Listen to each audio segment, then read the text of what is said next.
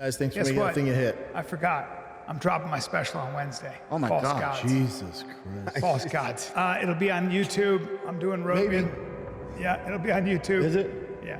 You released it on Monday morning? Wednesday. Wednesday morning? Yeah, Wednesday afternoon. 9-second quarter mile right Holy from the shit. factory, motherfucker. A 9 That's what you second need. fucking- That's what you need, Cal. You do, it's very when your important. special kicks it and you start selling out So- giant theaters. Hey. Let's get a little in your life. That's You're what I'll running buy away myself. from looters. Once I start selling theater tickets. And I thought that when I had my own special come out on Showtime, I'm gonna be like moving up to theaters, it's gonna be crazy, my life's gonna explode. Special came out, nothing changed.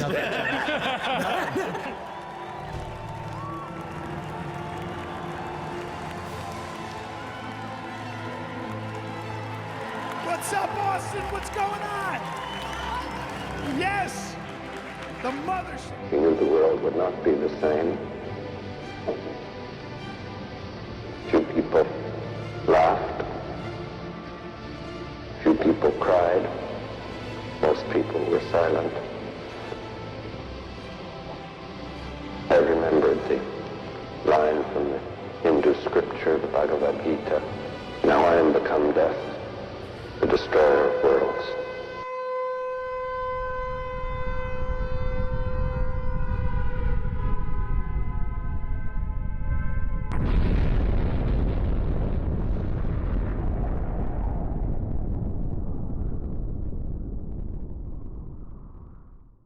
My Car feelings style. are hurt so bad. Like I put out this special and nobody, it doesn't matter. So no matter what, even though I feel terrible, I have that. Yeah. But why do you feel terrible?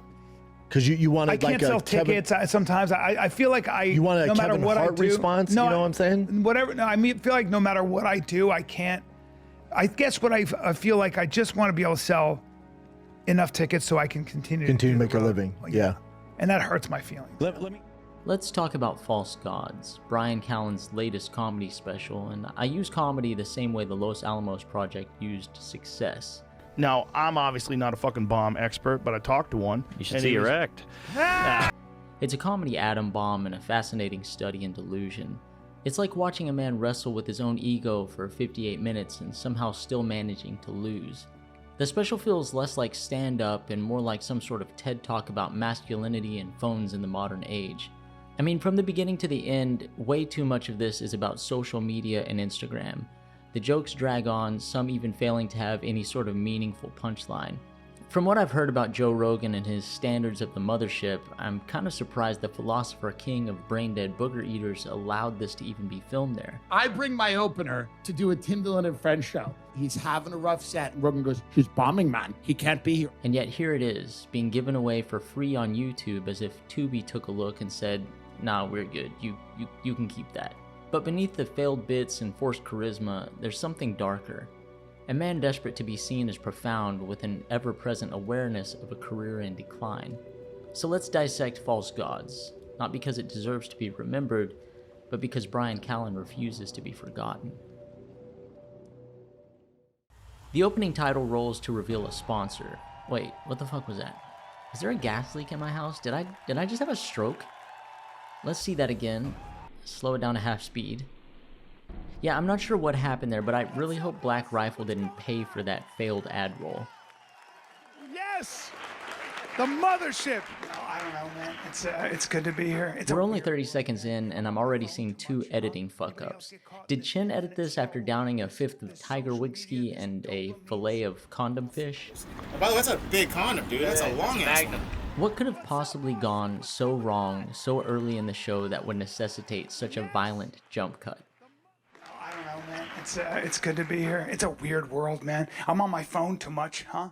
Brian opens with a joke about being on his phone too much. It's a bold move starting your special with material straight out of a 2015 open mic night at an Applebee's in a strip mall. He then continues with a long meandering story about scrolling social media and being way too sexually invested in some sort of ultra-masculine chef of some sort. Because of course the first joke from his special has to be about a guy who's so masculine, Brian is just so gay for him.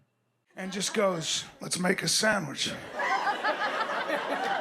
And I was like, okay. You know. Of course, he follows it up with a horse riding bit because no Bryan Callen special is complete without him reminding us he once saw a horse, thought people would love it, and then decided to gyrate on stage like a failing elder comedian trying to seduce his wife's 30-year-old yoga instructor. Keep in mind, this isn't the first time he's done this bit. About a decade ago, he did pretty much the same thing, but it's been a while, so maybe Grandpa Gropes-a-Lot has just got a touch of dementia now.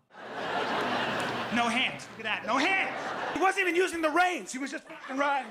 We're about 9 minutes into the show, and the previous bit goes on for about 8.5 minutes of build-up for a punchline that just refuses to arrive. Bryan circles, postures, delivers setup after setup, and finally, here it is. So the point is, I spent too much time on my phone. There it is, ladies and gentlemen. We've witnessed history. This may be the best joke ever written. You can stop the special now. This is what the greats like George Carlin died for and Bill Cosby went to prison for. Well, who inspired, let's say, George Carlin, if he's a George Carlin?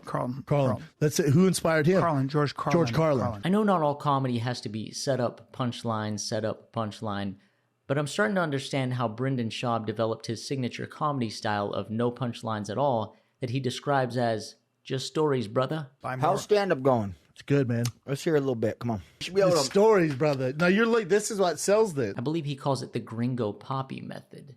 When I was watching this, I tried not to get hung up on the fact that Bryan Callen is, well, Bryan fucking Callen, a decrepit, wrinkly old rapist and serial sexual predator. I wanted to judge this on its own merits, but Bryan refused. About 3/4 of the way through his opening, he drops a line about his wife. And not just his wife, but his younger wife.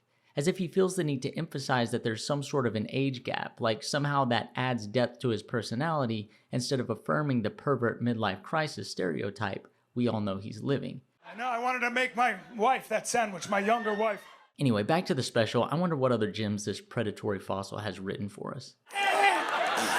Oh yeah, sign me the fuck up. When I go to a Bryan Callen show, the highlight I'm dying for is a 60-year-old rapist waddling around on stage, clutching at his saggy ass, miming that he just shit his pants in front of a room full of clapping morons. But at least we can count on Bryan to keep his material timely. No outdated references here, folks. Callen is the most tapped-in senior citizen in comedy. Still riffing on Instagram like it's 2012, and he's not one expired Viagra away from his child bride leaving him. You make enough money, man. You make enough money and you spend it on the wrong shit, I promise you, you will wake up one day and say something insane like, I want to see the Titanic. Perfection. Nothing screams edgy like a joke about a homemade submarine that imploded 2 years ago. I think if we give him a little more time, he'll make a joke about Harambe. You know, I actually read the submarine imploded in just less than 2 milliseconds, which impressively isn't as fast as Bryan's acting career did post-rape allegations.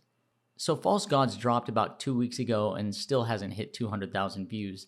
And you can see the lack of success for his special not meeting his expectations. It's eating at him. The depression is seeping through his pores like sweat from a guilty man on trial for multiple sexual harassment and or assault charges. I felt so terrible for the past, 2 days, terrible. Yeah. But why do you feel terrible? Because you wanted I can't sell tickets. Sometimes I feel like... Wow, it's almost like people don't want to pay to watch a vile pervert prance around on stage while regurgitating a decade-old material. To be completely charitable and honest, I used to be a fan of Bryan Callen, and I would almost feel bad if it weren't for, all the... You know what I'm talking about. At the time of writing this, I haven't watched anyone else's take on the special. I'm sure there's a lot of YouTube videos out there making jokes. I didn't want to taint the waters. I wanted my suffering to be pure and unfiltered of the pain of others. I've heard Bryan stolen some jokes, but to be honest, I'm not aware of any other than the joke that he stole from himself. Other than that, I just assume it's somebody else's material watered down to the point where it's barely recognizable. Or maybe it's just that every comedian now has to include a bit dedicated to trans jokes in their sets. I was like, the whole transgender movement, that happened in this zeitgeist, not mine. And I always think about why. It's very interesting, And I just think about, because when I was growing up, there was one transgender person, and they did a 60-minute special about them. And I know. Bryan predictably shuffles into trans joke territory because, of course he does. Like every washed-up boomer comic jerking off to their own edginess, he regurgitates the same tired, what even is gender horse shit we've seen for about a decade now. It's wild. I mean, now you can be white and you can be a bigger minority than a black man. Just ask Dave Chappelle. It's a beautiful sight. Byron's teetering on a tightrope, desperately tossing out trans jokes while acknowledging the trans existence, while still also trying to be offensive enough to seem brave and keep Brendan from calling him woke and gay. I'm not saying there aren't real trans people. That's not what I'm saying here, because there are. I'm just saying there are grifters in every community. You know, some people find that offensive, and I honor your feelings. I really do. But at least honor the fact that that's the way I feel about it. It's a masterclass in courage from a man whose moral compass points straight to a prison shower. Then right on cue, Bryan lurches into his sad, serious philosopher bit now that stand-up specials have to be circle jerk TED Talks where laughs go to die faster than his career post-allegations. Yeah, man. You think the iPhone 16 is addictive? Wait till AI 1000 gets here. Whew. Oh yeah, he really thinks he's cooking here. Dopamine, cortisol, adrenaline. Dopamine, cortisol, adrenaline. I know I said earlier that I don't think he stole a joke, but this one actually does seem really familiar. Bean cheese, bean cheese, bean cheese, bean cheese. Like, we're almost at the big finish. Bryan's magnum opus, his I told you I was funny moment, and maybe it's not a coincidence that this machine is also called the Apple. Thank you very much.